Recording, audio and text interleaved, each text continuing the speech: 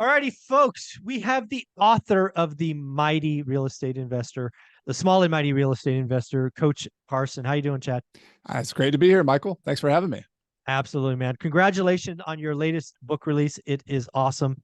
I have gone through it. I appreciated being given a shout out early in the book, so that was really nice and cool and unexpected.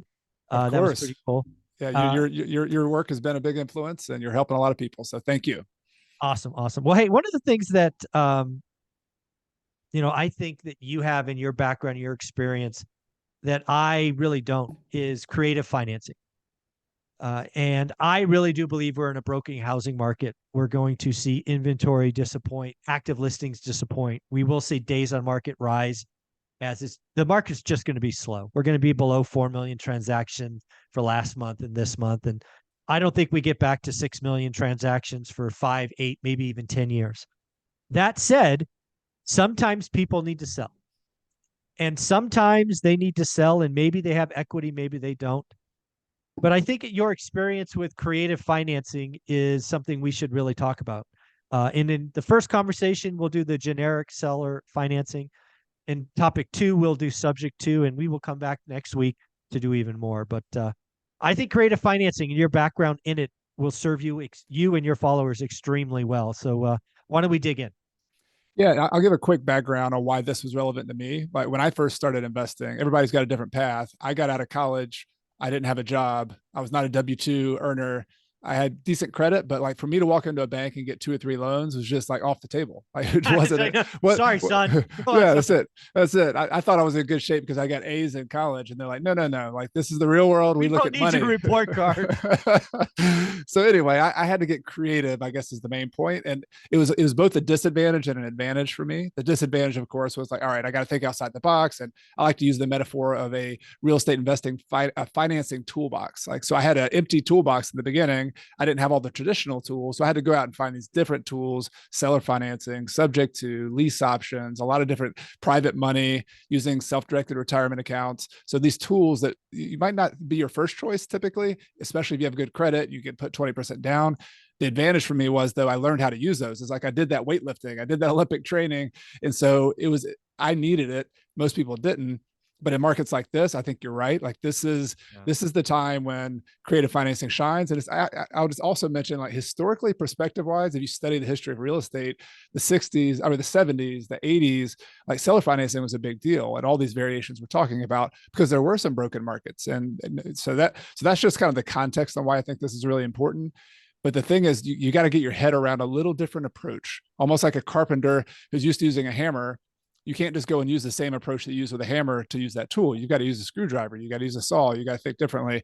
So I can get into like kind of different angles, but just to tell people the basics of what seller financing is, I'll compare like a traditional transaction to a seller financing transaction.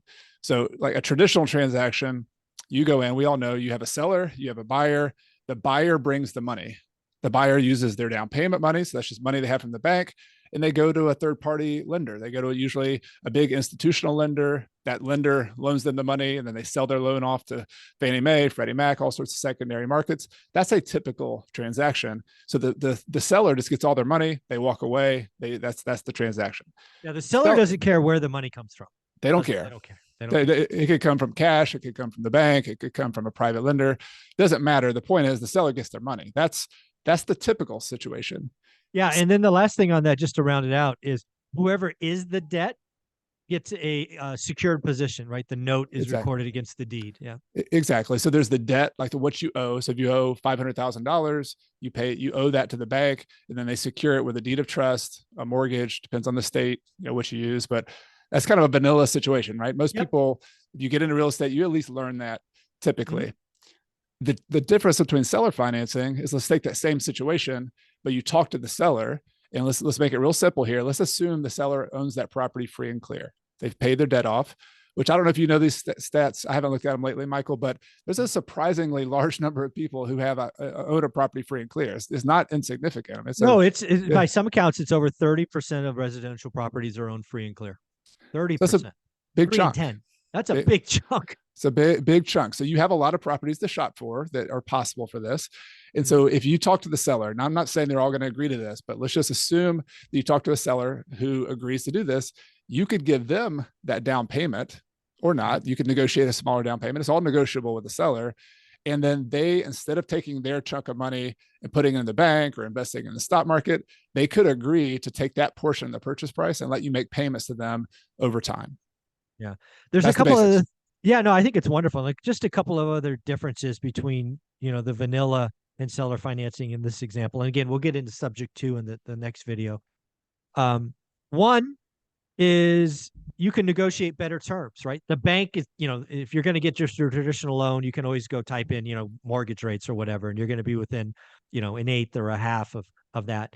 I've done deals where the sellers take substantially less interest rates. Second, in a traditional practice, you have to get an appraisal. Why? Because the lender wants to know their position is secured. I don't know if you've done this, Chad, but I've actually overpaid on a seller financing deal. I thought Yeah. the building was worth 100. I paid 120. Why the heck would I do that? He gave me a 0 or maybe a 1% mortgage. Gladly keep that property forever and overpay. So there's other differences, but at the end of the day, the seller is the bank. Their position is secured by the same thing, a note, a deed, a mortgage, whatever it is in your state or location. But the beauty of it is you get to play with price and terms. When you go to a bank, the terms are kind of set. Hey, you want our money? Here's our terms. But with seller in the equity, play with down payment, play with term, play with the balloon payment or no balloon payment, interest only, fully burdened. There's lots of levers that you can pull. I'll give a real quick example. I bought a property in 2009, middle of the Great Recession. This gentleman was in his 80s. The property was a piece of junk. It was a great location, but it has eaten up by termites, needed all sorts of work. And he was stuck on price though, which is not uncommon today, right? People are stuck on price.